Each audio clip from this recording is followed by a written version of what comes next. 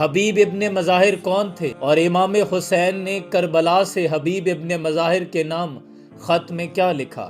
حبیب ابن مظاہر اسدی حضرت علی کے درینہ اور وفادار ساتھیوں میں سے تھے اور امام حسین کے سچے دوست تھے۔ حضرت امام حسین نے کربلا کی تپتی سرزمین جہاں حق و باطل سفرا تھے اپنے درینہ دوست حبیب کے نام خط لکھا۔ حبیب ابن مظاہر کو حسین ابن علی کا سلام ہو، اور لکھا: حبیب، تم ہمارے نبی سے ہماری نسبت کو خوب جانتے ہو، ہمیں کربلا میں دشمنوں نے گھیر لیا ہے۔ اور نیچے لکھا: وسلام حسین ابن علی، اور کچھ نہیں لکھا، اپنے قاصد کو خط دیا اور حبیب ابن مظاہر کی جانب روانہ کر دیا۔ قاصد خط لے کر حبیب ابن مظاہر کے دروازے پر پہنچا تو حبیب ابن مظاہر اس وقت اپنی زوجہ کے ساتھ کھانا تناول کر رہے تھے۔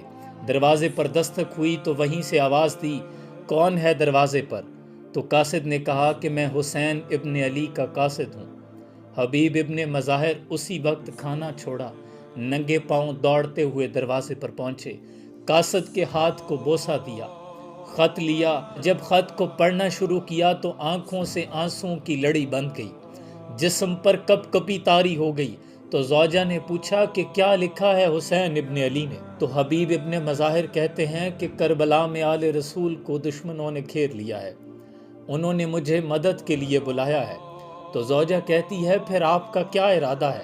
تو آپ نے اپنی زوجہ کا ایمان اور محبت اہل بیت کو امتحان لینے کے لیے کہا کہ تم تو جانتی ہو میری عمر 75 برس ہو گئی ہے، میں ضعیف ہو گیا ہوں، میں کیا مدد کر سکتا ہوں؟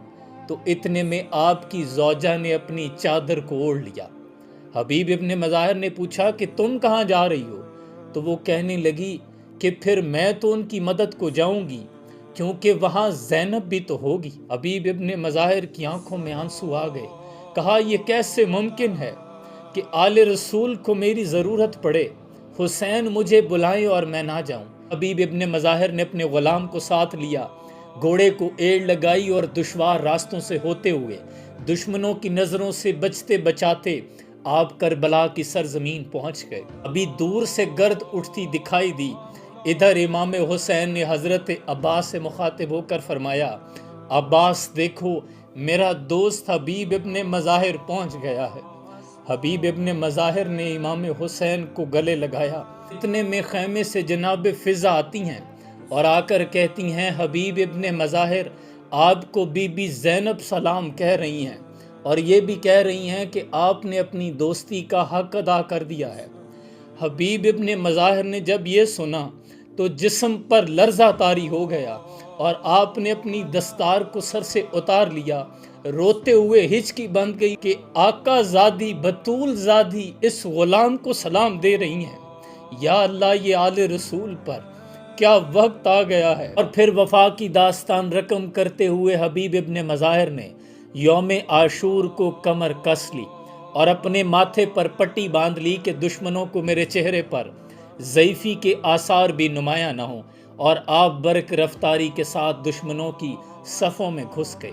70 سے زائد دشمنوں کو واصل جہنم کیا اور پھر بالاخر زخموں کی تاب نہ لاتے ہوئے آپ زمین پر گرے اور آخری آواز دی امام حسین کو۔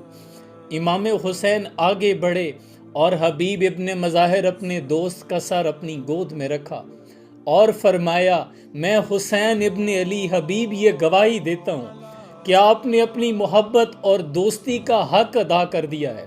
اور یوں حبیب ابن مظاہر نے وفا اور دوستی محبت کی داستان رقم کر دی۔ یار کوئی ایک دوست تو ہو حبیب ابن مظاہر جیسا جس کو بے تکلف مقتل میں بلایا جائے۔ حبیب ابن مظاہر جو کربلا آئے،